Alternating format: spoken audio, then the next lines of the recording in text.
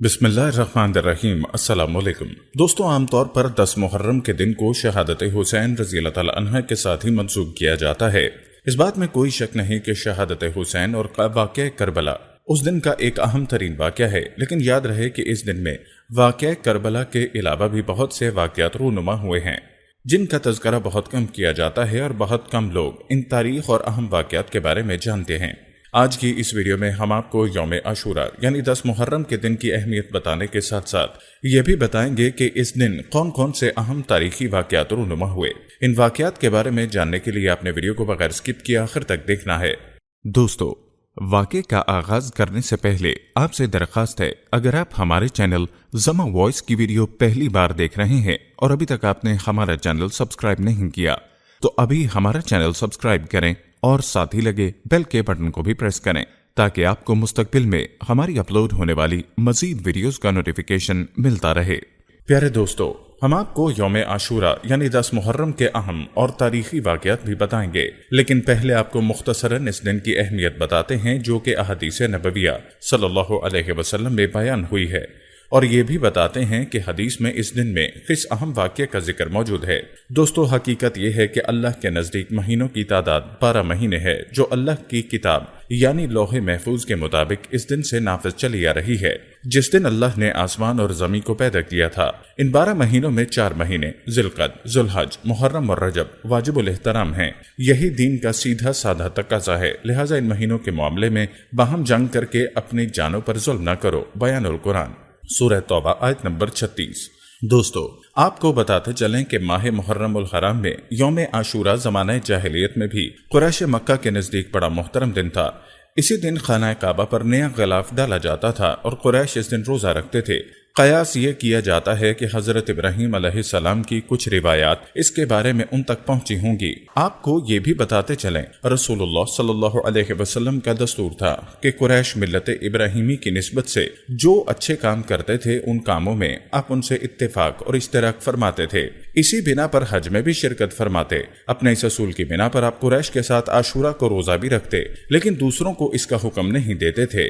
پھر جب آپ مدینہ طیبہ تشریف لائے اور یہاں یہود کو بھی آپ نے عاشورہ کا روزہ رکھتے دیکھا اور ان کی یہ روایت پہنچی کہ یہ وہ مبارک تاریخی دن ہے جس سے حضرت موسیٰ علیہ السلام اور ان کی قوم کو اللہ تبارک و تعالیٰ نے نجات عطا فرمائی تھی اور فرعون اور اس کے لشکر کو غرقاب کیا تھا، تو آپ صلی اللہ علیہ وسلم نے اس دن کے روزے کا زیادہ اہتمام فرمایا اور مسلمانوں کو بھی عمومی حکم دیا کہ وہ بھی اس دن روزہ رکھا کریں۔ بخاری۔ بعض حدیثوں میں ہے کہ آپ نے اس کا ایسا تاکیدی حکم دیا جیسا حکم فرائض اور واجبات کے لیے دیا جاتا ہے۔ چنانچہ بخاری و مسلم میں سلمہ بن عقو اور ربی بنت معوذ بن افرا سے مروی ہے کہ رسول اللہ صلی اللہ علیہ وسلم نے یوم عاشورہ کی صبح مدینہ منورہ کے آس پاس کی ان بستیوں میں جن میں انصار رہتے تھے یہ اطلاع بھجوائی کہ جن لوگوں نے ابھی تک کچھ کھایا پیا نہ ہو وہ آج کے دن روزہ رکھیں، اور جنہوں نے کچھ کھا پی لیا ہو وہ بھی دن کے باقی حصہ میں کچھ نہ کھائیں بلکہ روزہ داروں کی طرح رہیں۔ بعد میں جب رمضان المبارک کے روزے فرض ہوئے تو عاشورہ کے روزے کی فرضیت منسوخ ہو گئی اور اس کی حیثیت ایک نفل روزہ کی رہ گئی۔ بخاری شریف۔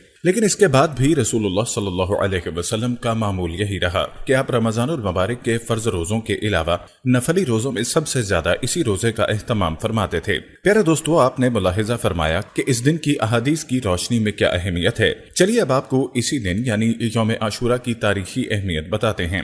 یاد رہے کہ یوم عاشورہ بڑا ہی محتم بالشان اور عظمت کا حامل دن ہے۔ تاریخ کے عظیم واقعات اس دن سے جڑے ہوئے ہیں۔ آئیے آپ کو ان اہم واقعات کے بارے میں بتاتے ہیں جو اس دن میں پیش آئے۔ مورخین کے مطابق یہ اہم واقعات یہ ہیں۔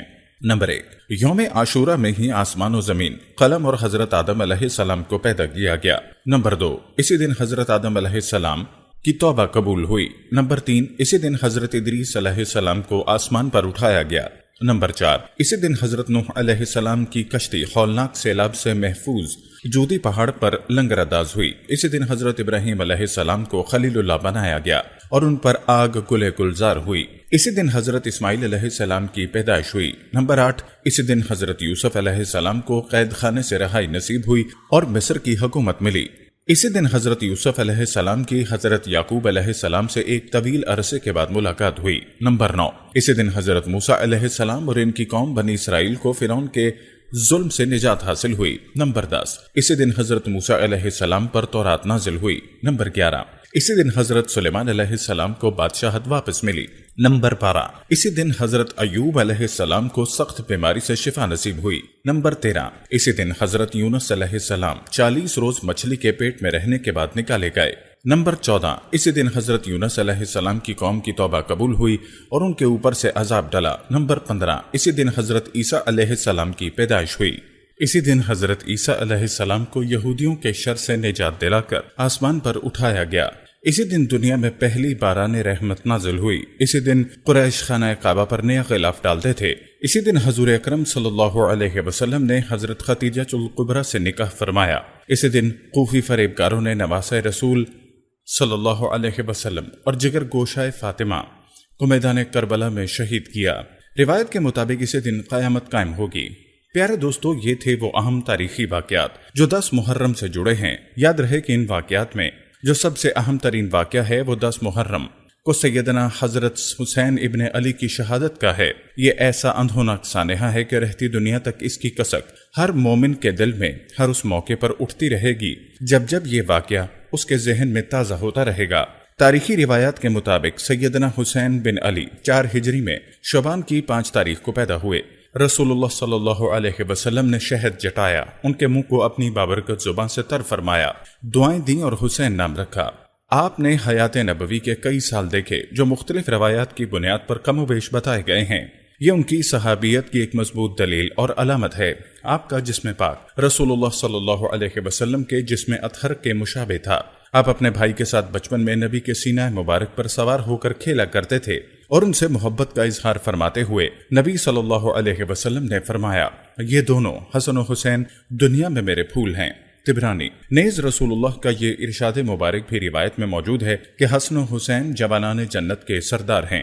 سانحہ کربلا کے حوالے سے آپ کو بتاتے چلیں کہ امیر معاویہ کے بعد یزید نے مسنت اقتدار سنبھال لیا اور مسلمانوں سے اپنی خلافت کے حق میں خود اور اپنے قارندوں کے ذریعے بیعت لینا شروع کر دی۔ سیدنا حسین رضی اللہ تعالی عنہ سے بھی مطالبہ کیا گیا، لیکن چونکہ یزید کی بیعت خلافت نہیں بلکہ ملوکیت تھی تو حضرت حسین نے بیعت سے سختی سے انکار فرمایا۔ تاریخی روایات کے مطابق بیعت نہ کرنے والے صحابہ سے یزید کے کارندوں نے بدسلوکی کا مظاہرہ کیا۔ سیدنا حسین رضی اللہ تعالی عنہ یزید کے ظلم سے عوام الناس کو بچانے اور دین کی سربلندی کی غرض سے کربلا کی طرف آئے تھے۔ سیدنا حسین ان حالات کے اندر کربلا پہنچے جہاں ان کے قافلے کو روکا گیا اور ان سے یزید کی بیعت حاصل کرنے کی کوشش کی گئی، جسے آپ نے منظور نہیں فرمایا، اور یوں 9 محرم الحرام کو آپ کا پانی بھی بند کر دیا گیا۔ اور بالآخر اس معرکے میں سیدنا حسین نے احقاء کے حق کی خاطر حق و صداقت اور جرأت و شجاعت کی بے مثال تاریخ رقم کر کے اپنی جان آفرین کے سپرد فرما دی، اور آج بھی 10 محرم کا دن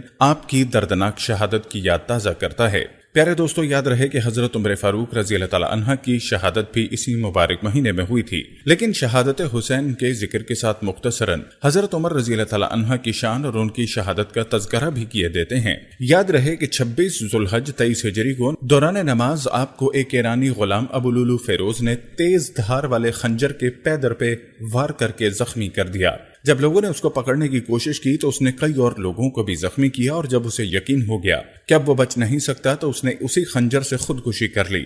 حضرت عمر ان زخموں کی تاب نہ لاتے ہوئے 3 دنوں بعد شہادت کے عظیم رتبے پر فائز ہوئے۔